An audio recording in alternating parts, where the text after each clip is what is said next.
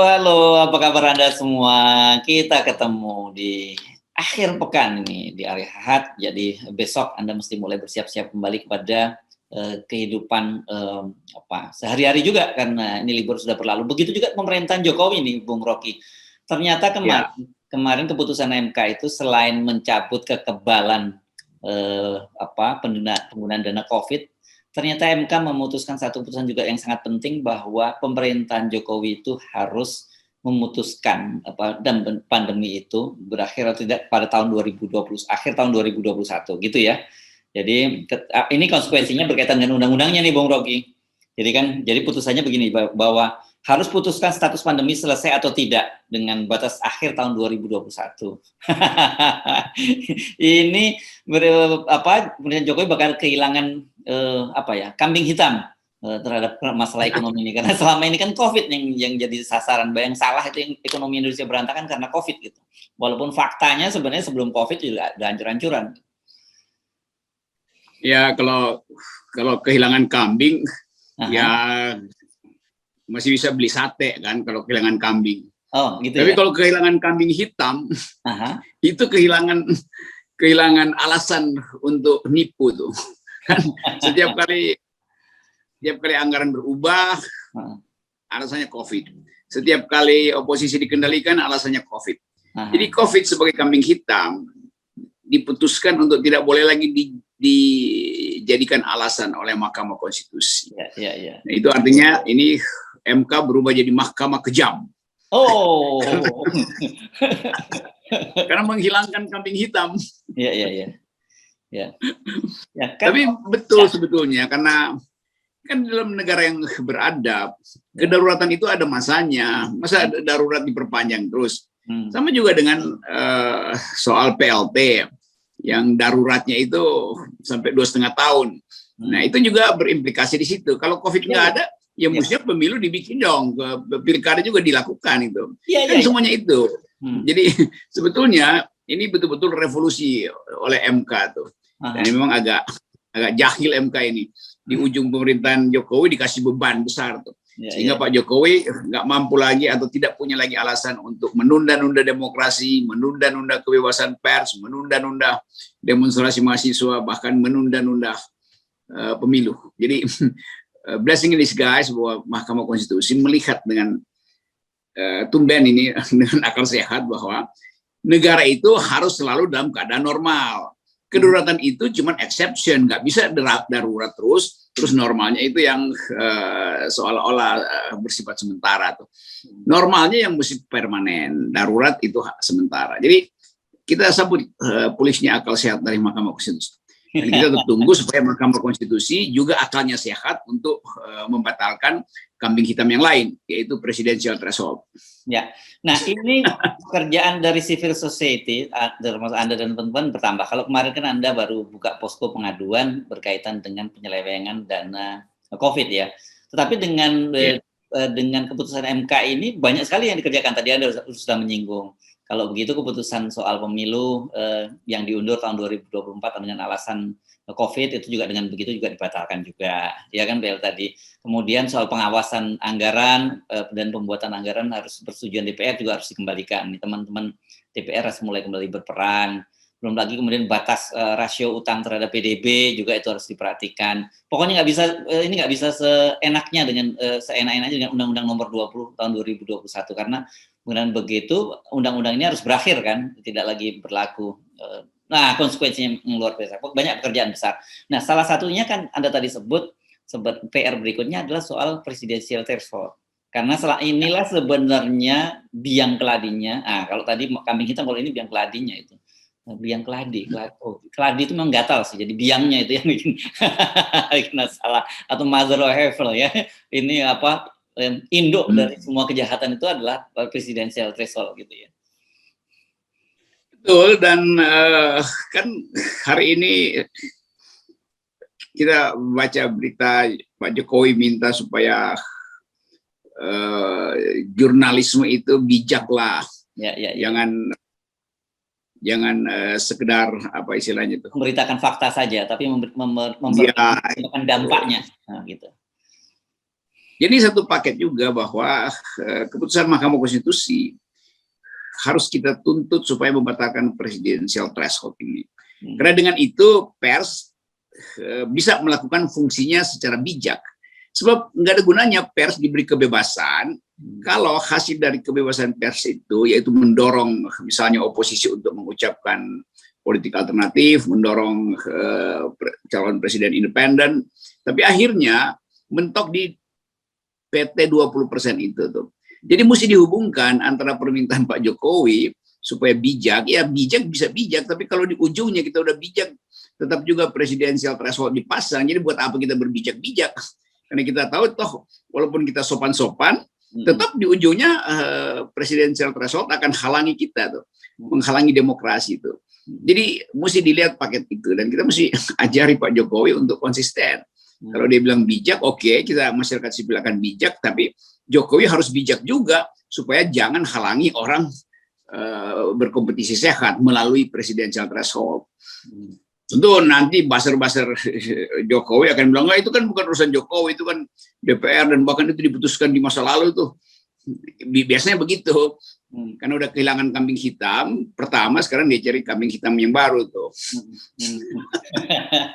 Saya juga bingung tuh kalau diminta untuk menyiarkan secara bijak itu karena itu interpretatif sekali gitu ya. Dan bagi kita kan sebenarnya media itu patokannya adalah memberitakan fakta gitu ya. Jadi soal fakta, bagaimana kita membicarakan apa yang bijak? Ya, fakta yang bijak itu ya. Tetap terlihat Presiden nggak ngerti apa yang disebut kebebasan pers atau pilar kelima dari demokrasi.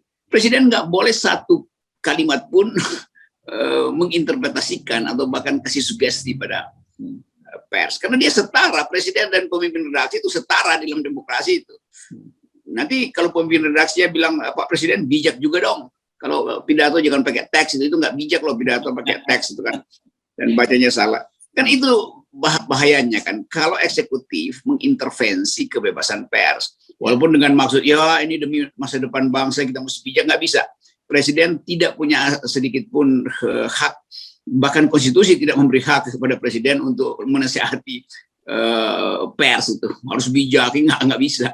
Itu suka-suka pers. Kalau persnya kurang ajar, ya udah ada deliknya kan, ngapain? Dan satu hal lagi, media itu atau wartawan itu bekerja berdasarkan kode etik. Jadi sebenarnya batasannya itu di situ, gitu, bukan soal bijak atau tidak bijak. Banyak sekali batasan-batasan dalam kode etik yang memang harus dipatuhi oleh media. Bahwa kemudian banyak sekali media-media, apalagi media yang tidak jelas, tidak mematuhi kode etik, itu dua hal yang berbeda. Tetapi sebagai sebuah profesi, wartawan bekerja berdasarkan kode etik sendiri, atau code of conduct-nya sudah ada. Ya, nanti ditambah-tambahin lagi kayak Orde Baru, ya bebas tapi bertanggung jawab tuh. Tapinya itu yang berbahaya tuh. Bebas tapi solutif. Nah, solutifnya itu apa? Nggak ada urusan. Pers mau ngapain pers bersikap solutif? Pers itu memberitahu ada borok, bukan dia yang obati borok itu kan. Iya. Dulu disebut 5W1H kalau di zaman Orde Baru plus S katanya security gitu. Tapi pada zaman itu oleh wartawannya diartikan bahwa security itu security untuk wartawan dan medianya, karena kalau kemudian dia salah beritanya dia akan dibredel dan wartawannya bisa ditangkap. Jadi diartikan, nah jangan-jangan ini kita bisa menafsirkan juga berbeda lagi nih soal bijak ini. Ini akibatnya kalau presiden dikelilingi oleh orang-orang yang tidak paham dalil demokrasi itu kan. Kan pasti presiden dibuatin 2-3 kalimat tuh, tolong Pak Presiden ngomong supaya wartawan bijak tuh. Jadi itu sebenarnya mau menegur wartawan kan, selama ini nggak bijak apa, selama ini tidak memberikan fakta apa. Jadi hal yang sebetulnya secara normal udah ada di batin integritas jurnalis masih mau diajarin lagi tuh, ngapain? Itu sama dengan KPK bilang berani jujur itu hebat. Ya mau ngomong ke siapa? Maksud ngomong ke guru dengan sendirinya ya harus jujur. Ngomong ke siapa? Ngomong ke ulama, ya pemuka agama juga marah. Ngapain ngajarin kita berani jujur itu hebat? Nah, ajarinlah diri sendiri itu. KPK yang mesti ngajarin dirinya sendiri itu berani jujur itu hebat. Jadi banyak hal yang narasinya sekedar omong kosong sebetulnya. Sama seperti pers yang bijak, yaitu omong kosong. Oke. Nah, sekarang ini saya saya mengikuti satu isu ini di di Twitter ya, ada trending topik. Saya agak bingung juga ya, tiba-tiba muncul trending topik itu, trending topiknya adalah tenggelamkan PDIP. Wah, ini cukup ramai juga beritanya. Apa nih, saya baca-baca mengapa sebabnya ada itu. Oh, rupanya mereka kemudian tampilkan beberapa fakta-fakta mengapa PDIP harus tenggelamkan. Satu, kasus Yuliari yang dihukum secara ringan dengan alasan karena dia sudah dibully oleh publik begitu.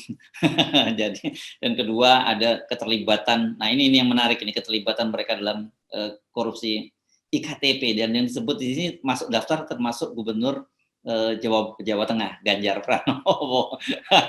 Dan satu lagi ternyata Bu Megawati itu kalau dihitung untuk PDIP saja itu sudah hitung-hitungannya 21 tahun menjadi ketua umum. Hitungan saya sebenarnya 22 kalau kita hitung tahun 99, karena sebelum pemilu 99 dia terpilih, harusnya udah 22 tahun.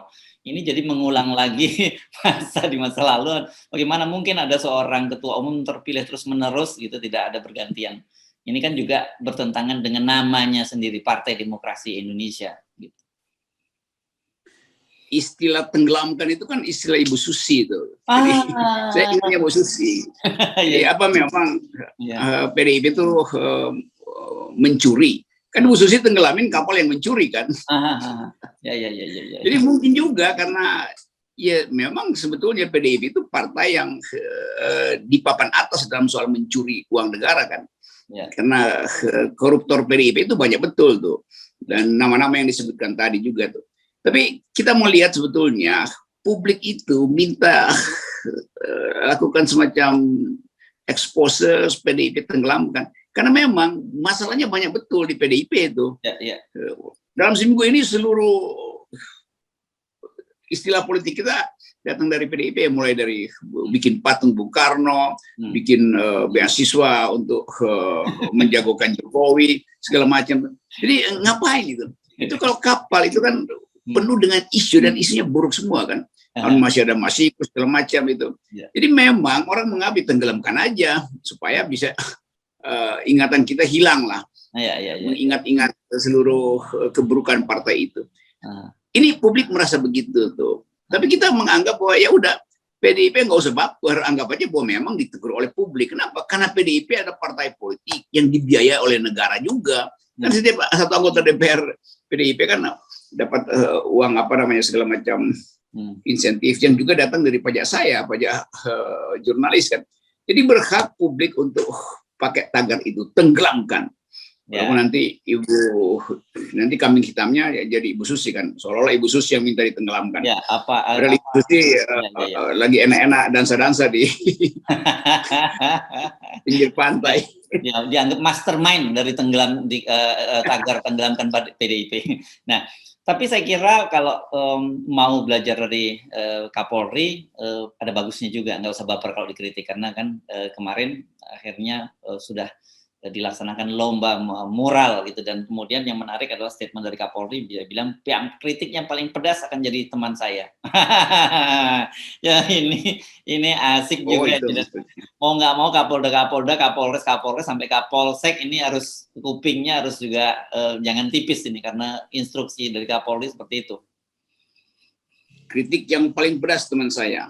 Ya. Saya pikir Pak Sigit akan bilang kritik yang paling bijak teman saya. Jadi kelihatannya Kapolri justru yang paham tentang demokrasi itu dibandingkan dengan Pak Jokowi yang minta supaya kritiknya bijak. Kritik itu paling bagus kalau makin pedas itu, bukan makin bijak.